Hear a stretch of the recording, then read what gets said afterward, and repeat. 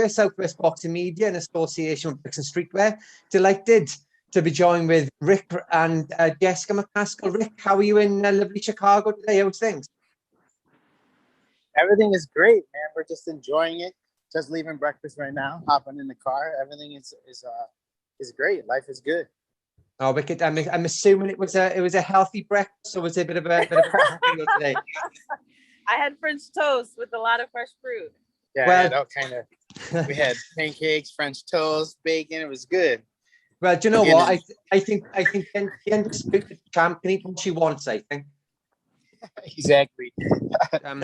From checking out the videos on sort of Rick's YouTube page, there seems to be a lot of sort of mentality, like hardening your fighting mentality seems to be a big thing. Is that something that Rick has brought to your sort of armory? Is that toughening your sort of mental, your mental state?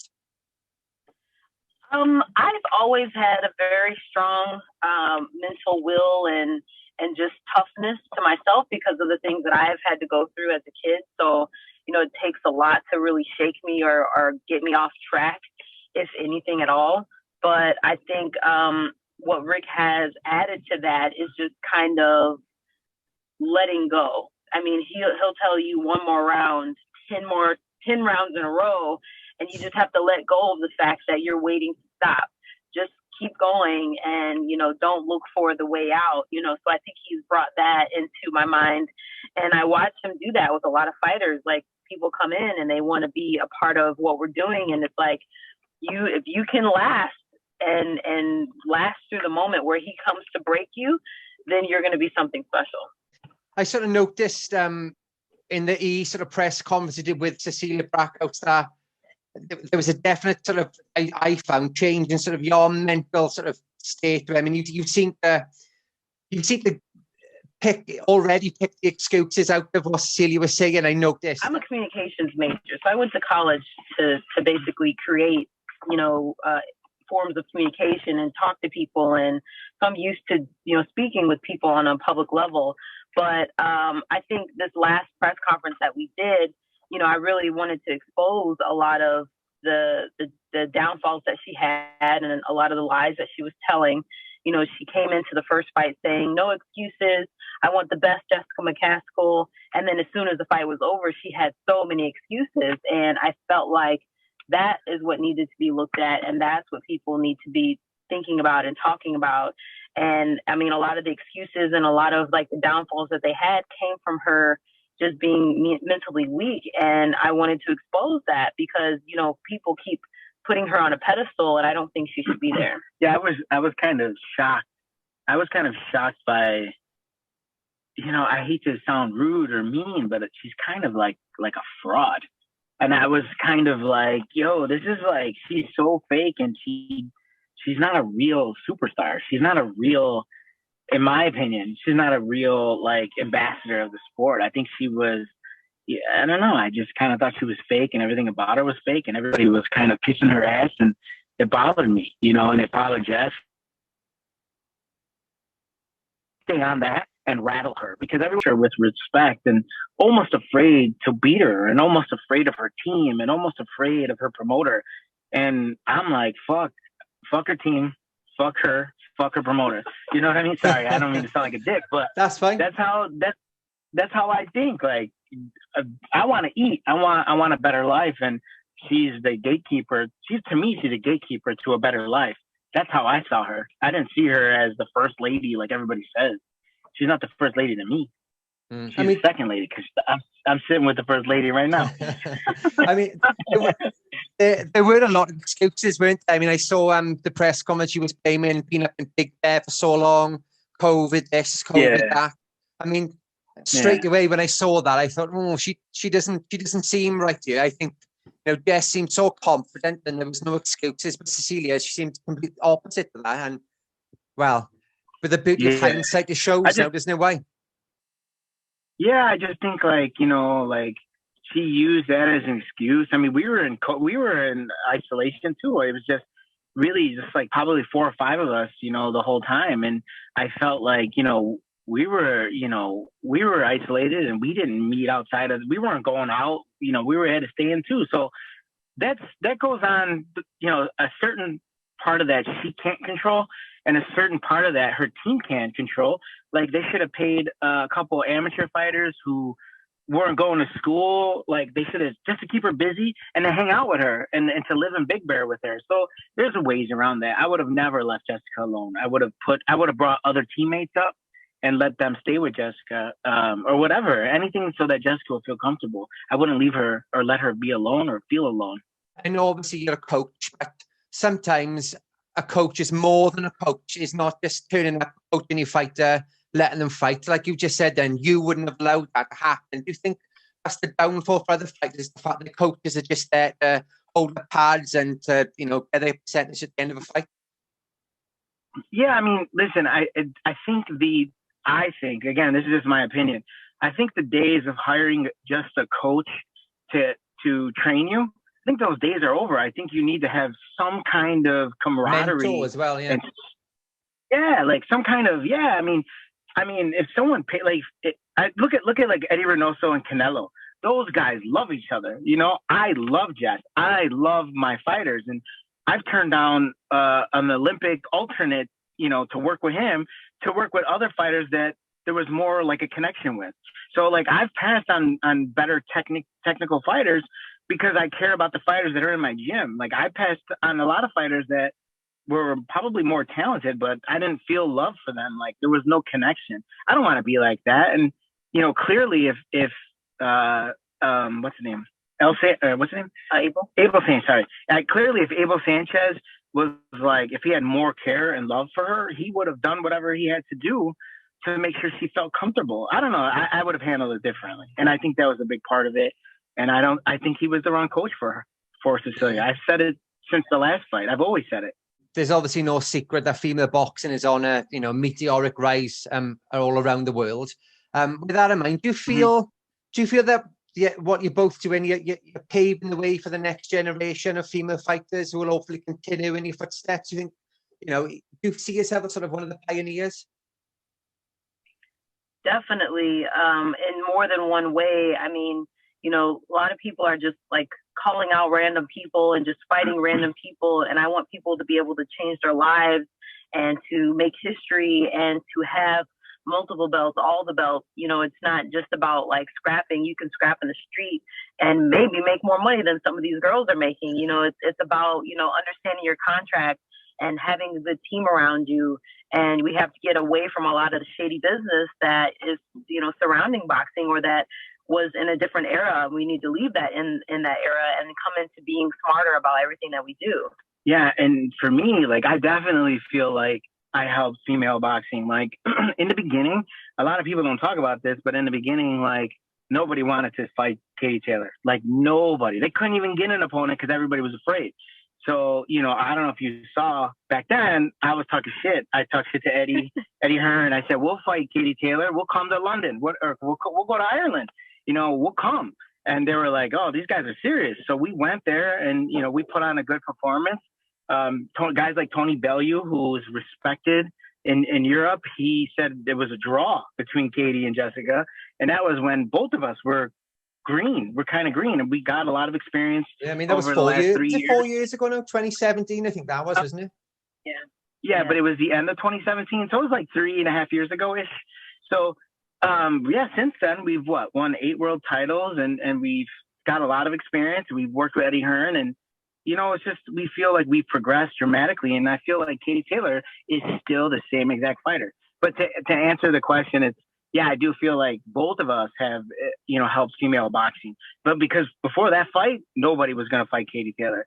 We exposed her a little bit, not exposed her in a negative way, but we made her look human, not like a superhero. So after that, now everybody wants to fight Katie, and it's like, we did smart business. Like after that fight, Jessica bought a house. And with the Cecilia fight, Jessica's done other stuff and paid off college and did that and did this. And so we're showing like the younger fighters and the younger generation, like, yo, if you're smart with your money, you could build an empire. Boxing can do that for you. Yeah, if you're smart, you got to leave the gold chains alone and you just leave the gold chains and the Ferraris alone, and you got to buy a house. You got to build a team, and with the money that I made with the Jessica fights, I put him into my younger fighters. So now my younger fighters and I are able to Summer travel. Lynn, is that right? She looks a prospect, isn't she? Yeah. So we're going to Mexico, and She's fighting this weekend. Is that right? Yeah, in Mexico. So with that, like, I used the money I made off of Jessica for Summer's career, and this is how we get exposure. This is how we were able to move around. So I think other fighters, managers, promoters, and female fighters especially pay attention to this and watch us expand and build. It's not just about just getting paid and going to spend it. We're trying to build. Definitely, mate. Obviously, you've worked, like we mentioned, Eddie Hearn. I mean, you've worked with Eddie quite a bit now. There's, I think, 2 breakout fights with Eddie as well. Is this a relationship you think is going to continue now in the future? Those fights were based off of a contract. I don't think a lot of people know, but I was with Matchroom for, I believe, 3 fights or so. It just wasn't really public knowledge until, I guess, now, but like that contract is over. So unfortunately, a lot of people didn't know that, I was part of that team. Yeah. I mean, I think Eddie's always looked at us as like, they do really good work, and they don't have to they don't have to worry about us. We handle our own stuff, and we're just on his shows. So I think we're easy to work with as far as, when we come to the events. We don't ask for anything. We always have our own team, our own camera crew, our own assistants, our own food. Like, we don't even mess around like that. So we're easy to work with. So I think Eddie enjoys us in the sense of we're easy to work with, and he doesn't have to worry about us, and we come to fight and we come to win. So yeah, I mean, I think I would like to continue working with Eddie. I would want Eddie Hearn to sign Summer Lynn. I think that's the next part of the puzzle. And, I have other fighters as well, but, I've proven as a coach and as a manager that I belong on this level. Obviously, Jessica has proven that she belongs on this level, beating 3 world champions. So it's like, I kind of feel like Summer Lynn's next in line, and I definitely think she deserves a shot just based on that she's been around Jessica and I for so long. I was checking her out, actually, so I went on your YouTube, and she looks a hell of a prospect. And I noticed that she's also got that sort of that mentality that you seem to have as well, Jess. Everything is done. There's a purpose to everything. I think she fought the opponent she fought. I think she came in really heavy. Is that right? And I mean, she bombed it out. So I mean, she looks like a great prospect, I got to say. Yeah, and to be honest with you, she should have more fights, but it was hard to get her fights. And the last fight, we had a rematch for the same girl, but I got that girl in 24 hours because the other girl was 25 pounds overweight. So it's, I had to call whatever 10, 15 girls or whatever it was, and one of them finally said yeah on 24-hour notice. So I flew her out, and we won, and now we're kind of in the same position until I get a promoter to help me. We're going to keep winning, and if the promoter signs her, we sign her. If they don't, I'm going to keep doing what I'm doing, and I'm still going to build, and I'm never going to quit. I'm never going to give up. So I'm always going to be in the game, whether they like it or not, and whether Eddie likes us or not. I'm going to be around. So we'll see. There's obviously a lot of great fights out there, Jess, and obviously we've mentioned Katie Taylor.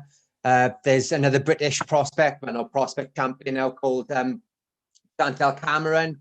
Obviously, we've got Claressa Shields. Are there any on your radar, or is there pretty much anybody who wants it can get it? Definitely not anybody who wants it, because there's people that don't have belts, or there's people that I cannot make money from. There's no upside for me. Even winning, there's no upside. This is a business, and I have to conduct it as such. And once you reach a certain level, you don't once you own the company, you're not necessarily in the mailroom anymore. So I have to think of it like that. So these are all business moves. So Katie would be great. Undisputed fighter against undisputed fighter. True, we're not fighting for her belts. We'd be fighting for mine, but she does bring money. She brings money, and she has a following. So I think bringing a lot of her fans to the U.S. or vice versa, a lot of the U.S. fans to Ireland or London would be pretty phenomenal. We talked about Claressa Shields. If she can make 147, that could be a mega fight as well. We talked about crossover fights. And then there's a lot of people who are also looking for fights that we tried to fight back in the day, and we didn't get any looks, any love, and and now those people are coming back because I have a lot to offer. So they missed their chance, basically. Do you think? I mean, obviously, there's a lot of talk about Claressa Shields. I mean, she said that she would never come down, but in her last fight, obviously, she came down to super welter. Do you think she's going to come down to 147, or do you think there's a part of her expecting you to go up? I think, we definitely wouldn't go up for that. I mean, another part of this business is, it's not even smart to move out of this domain that I've built. I'm 147 now, and people are asking me to go up and go down, and it's like, I have the belt here, and people need to meet me here. If you don't stand your ground and make where you're at worth anything, and you just kind of fly all over the place, you look like an unstable fighter. So, I mean, if Claressa wants to come to 147, then we could probably do something. Other than that, I don't plan on really moving unless it's something that we need to do, because we do have options right here at 147. Definitely. I mean, we touched on the Taylor rematch there. I mean, it was, like we said, three and a bit, 4 years ago, at lightweight. Very much a different fighter now, I'd say, Jess. I mean, is that the sort of dream fight next, would you say, at 147, like you said, with her fans, you were fans in the US? Yeah, I think people have been looking for a rematch for a long time now, and they kind of dangle it, and they kind of like lump me in with like a bunch of other girls, and they say, hey, we're going to do a 4-person tournament.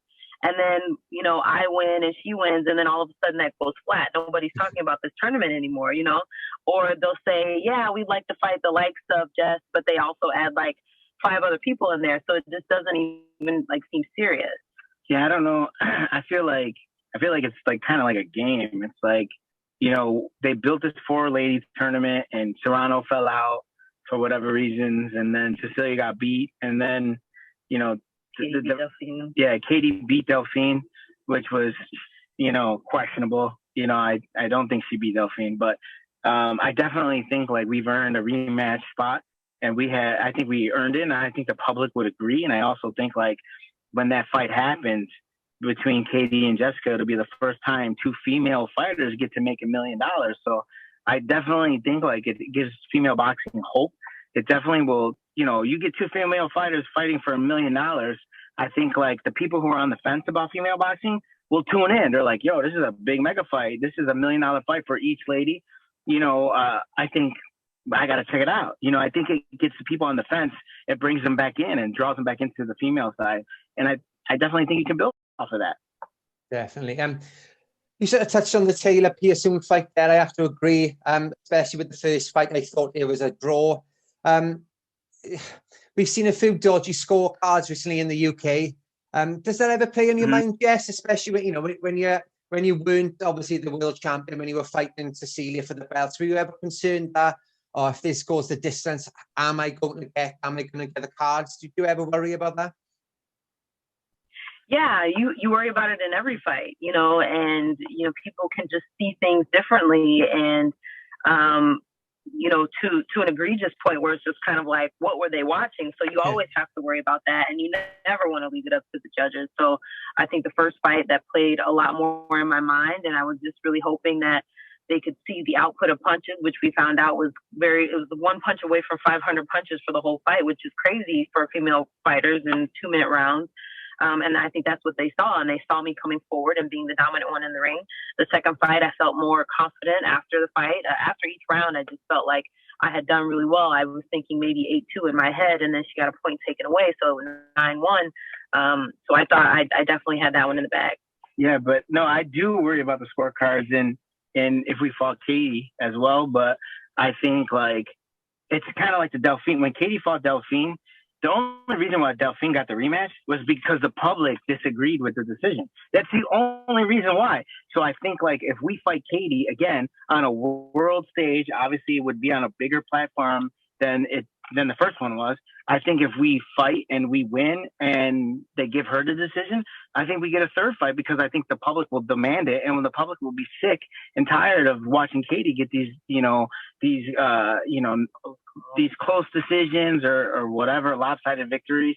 But I think if we're on a bigger platform and it is close, we're definitely going to get the support of the fans. And I think with the support of the fans, I think we get a third fight, So I am worried about it, but I also think like the fan support could help if it's close and we lose a decision that we shouldn't have lost. So I'm hopeful for that as well. But, I would like to knock Katie out, but we'll see what happens. We've got two great world title fights, two female world title fights this weekend here in the UK. Shannon Courtney and Evelyn Bridges are fighting for the WBA bantam. I mean, it's crazy that fight is almost eclipsing the main event just because both fighters are so massively present on social media. Do you see social media as a driving force in boxing, or are you more, or do you just say the business of the talking? I think it's very important for boxers to be on social media. I didn't feel like Cecilia promoted the fight at all.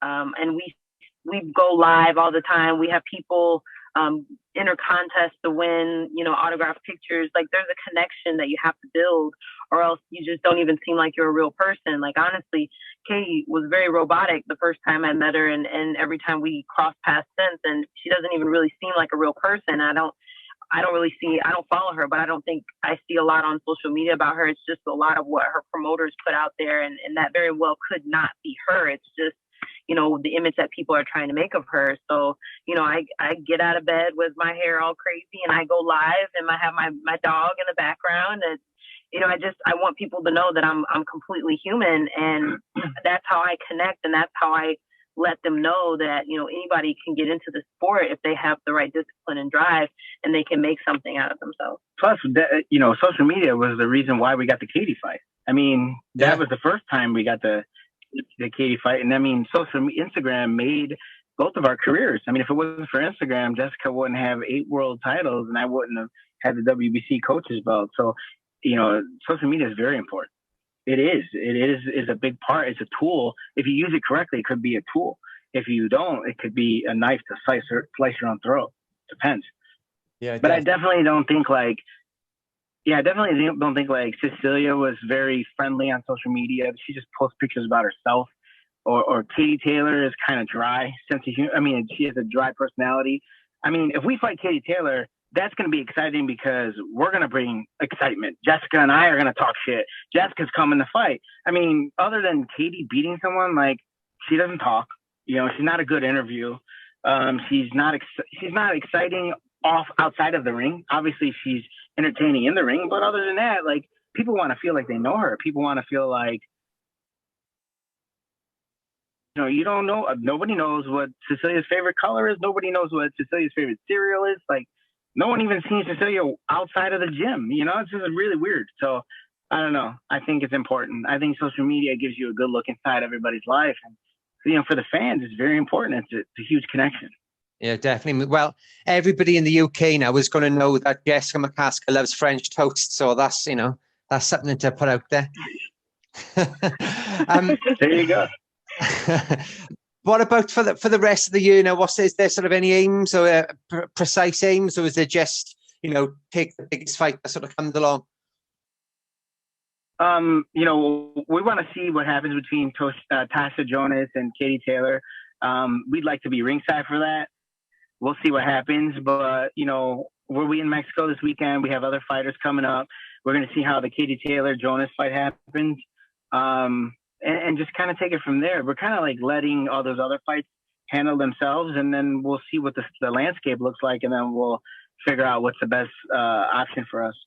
Will it have to be at 147? Yes. I mean, would you come down to 140, or would it have to be at 147? Do you think? Well, sorry, no. I feel like this is where the management comes in, so I'm gonna let him do that. I don't think Katie wants to fight, or Eddie wants to fight with Jessica at 140 because we don't have any belts at 140. Obviously, we vacated the WBC. Chantel has that. You're welcome. But the WBA, I think Kaylee Reese has that. You're welcome, Kaylee Reese. So like they've fought the vacant for vacant title, so that's kind of weak. But we earned those, by the way. So there's no belts at 140, so I don't think we that would appeal to a fighting Katie at 140. I think the real fight's at welterweight. You got to remember, Claressa Shields is a 2-time undisputed champion. Katie Taylor is only a 1-time undisputed champion in one weight class. So I think Eddie wants to get at least Katie Taylor at least an opportunity to be a 2-time undisputed champion in 2 different weight classes. So he needs to come to 47. They want to be a part of legacy. They want to build a legacy. They want to be a part of history. So they're going to have to come to 147. And I think that's where the fight is. I think that's what Katie Taylor is going to end up doing. It's just a matter of like the weight. So we just got to be careful on the weight because Eddie's going to want us to come down to 141. So we got to kind of respect the integrity of the welterweight class. But again, anything could happen. They're going to have to bring a big checkbook to get us to come down to 141. And, we'll see what happens. Anything's possible. Let's see how serious they are. Wicked. And last questions before I leave you go. Prediction for Katie Taylor and Jonas. How do you see that one going? I think it'll be a good handful of rounds, maybe 5 or 6 rounds or so. But I think Katie might catch her. Jonas, she doesn't fight at 35 normally, right? She fights lighter than that, right? Like one. That's right. Yeah. So I think Katie might have a little bit of power over her. And so I do see maybe a knockout coming. Hopefully Katie wins. It's funny because Katie's my arch nemesis, but I'm always rooting for her to win because I want to be the one to knock her out. Yeah, I actually think Jonas is going to give her a little problem. Like the first 2-3 rounds, I think Jonas is going to do really well with Katie. And then I think Katie stops her late. I still think Jonas doesn't have that good of a chin. She remember she got knocked out early in her career. Coach Gallagher, he's a nice guy. I know he'll bring his fighters always prepared. So I respect him. I respect Jonas too, but I think that her chin is questionable and she's getting older. And, I think Katie stops her late, but I think she's there to get stopped late because, Eddie might want to roll that into a Jessica fight, So we'll see what happens. And I like to be ringside for that. I think that is a very important fight for female boxing. I like them both, and I think that they're both going to put on a great show. But I think Katie wins. Oh, good. Well, thanks so much, guys, for your time today. I do really appreciate it. Hopefully, we can catch up again soon. And Jess, I wish you all the best, and obviously wish some of the best now for this weekend. And hopefully, she becomes 4 now. Yeah. Thank you so much.